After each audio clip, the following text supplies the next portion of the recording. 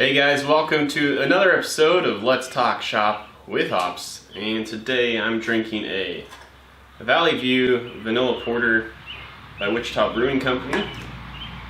And as you might tell, I'm doing one of these episodes because I don't have a whole lot to update you on the go-kart project, so take it a little easier this week and enjoy the weather here.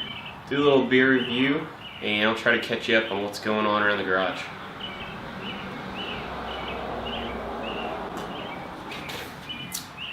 Alright, first things first guys, I got the Jeep sold finally, so that's a huge step in the right direction for the next chapter of not only my life, but this channel. As you know, I've said it before, but I had to get my Jeep sold so I can buy a new daily driver.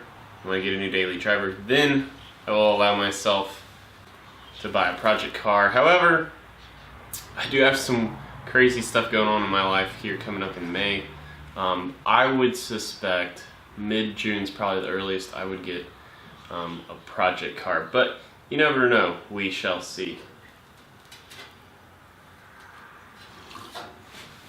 Alright, so today I did a little TIG welding practice, and this is my final practice piece. Of course, my other two practice pieces I didn't film at all because I thought, I wanted to make sure I was going to be as good as I could get when I did the next one. Excuse me. Oh man.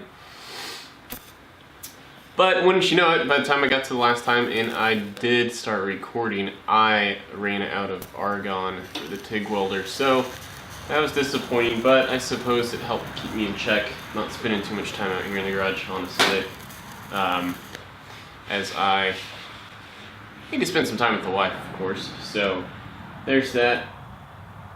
As far as the Rat Rod Radio flyer, this week I did get in these bolts. I know it sounds kind of ridiculous that I bought bolts online when I could probably have just gone to the farm and home store locally.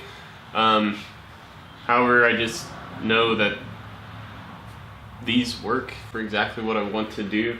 Now I say that, and I did end up buying the longest versions I can because I figured I can always cut these down to what I want. But I did cut out as well my old spindles kind of in half. So I will be attaching these guys to this. But like I said, I've got to section this down. I have a really cool idea of how I'm going to get that 10-degree back offset in. So hopefully I can find exactly what I want tool-wise, and that'll probably be in the next episode. Now,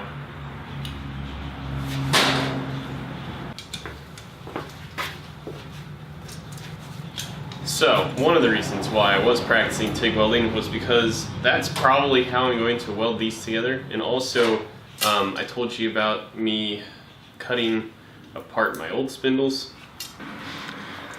I had to cut, so if you remember, these things were kind of a one piece and that came up and out like this, like in an L shape. And before the radius part for the spindle out there was the little link tab. So I had to cut in between there. And as a result, as you can probably see, the way I had to cut this one, it wound up separating it. So I also think I'm going to TIG weld this back together. Which I think should be a pretty easy operation once I get that cleaned up. But again, that's why I was practicing, and that is a shame about the about running out of argon, because I felt like even though I had very little practice in today, it's like, you know how that stuff goes, like you kind of slowly start crossing off one thing about what you learned. Like you just know that I just learned something, like I kind of got a feel, or I kind of got something. So that's what was exciting about that. So a little sad on that part, but really guys, that's about all I got. I mean, the new vehicle, I'm going to start probably looking pretty aggressively today as to what I'm getting, and right now it's looking like a toss-up between a V6 Mustang, like a 2011, 2012 V6 Mustang, and two-wheel drive, regular cab, compact truck. As you know, with the workbench behind me, and we'll hold off for my neighbor here in his Duramax diesel. With the workbench on my side, there's only so much vehicle I can fit over here on my side of the garage, so I can't really even fit a extended cab truck. So that kind of stinks, but I really want a four-wheel drive. But man, the compact truck market is so competitive, or competitive is not the right word, I guess. Maybe it's just nobody really makes them anymore. And you know, when Ford stopped making the Ranger, the market's just not saturated like it once was. And then, you know, rewind, say 10 years ago, that's the range I'm looking for in the pickups, is 2008 and up. You know, before Americans all started moving just to the half-ton situation, everybody, if they were getting a compact truck, was getting an extended cab. So the market is even smaller for the regular cab. We'll see. I don't really know. I think it's probably just going to end up being maybe just a test drive feel. See, my dilemma is with the compact truck, I like having a truck for home projects and all that stuff.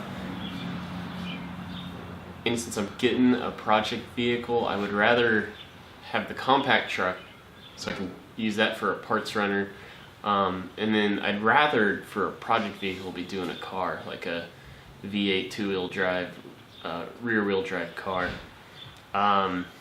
If we go the Mustang route, it's just my money goes a heck of a lot farther. $10,000 will buy you so much more, which is weird to me, in the used Mustang market than it does in the compact truck market. So, gosh, it's just really hard. Like, the utility of a truck, but you have to get one with no cojones and two-wheel drive, or get a Mustang that's going to be good on gas, and just lose out on that utility stuff.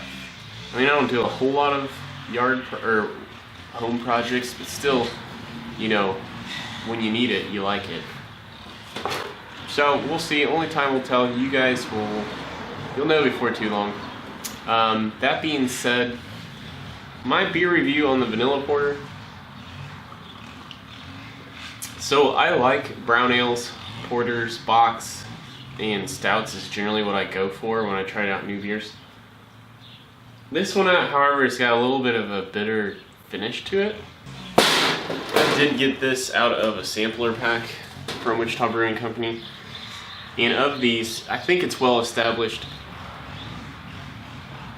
I'm not a big IPA drinker, but this V6 IPA is definitely something that if I'm at an event or something and all they had was like IPAs, I would definitely go for this one. It obviously toppy, but not to an extreme in like a lot of them. But probably my favorite out of the sampler pack was, and we'll go to this side because it on the side facing me it says Brewer's Choice, but Brewer's Choice was this Belgian double. You know, usually it's a triple, TRIPPEL. But I really like that one, and the 502 Amber was awesome too. And that all being said, yesterday, actually, me, my wife, and a couple of work friends, we went to a local microbrew fest. This was their 15th annual one in Parkville, Missouri. Really cool event. All the proceeds go towards the Main Street program there. And as a former historic preservationist architect, I can really appreciate that. So anyway, they basically had every Missouri and Kansas microbrewer there. There were at least 80 microbrewers, and then they had nano brewers there too. We didn't really try any of the nano brewer stuff, but you know, with fantastic weather like we had yesterday, it was just an awesome event. But again, I'm gonna wrap it up. That's gonna do it for this episode. I went a little long, a lot longer than I wanted to.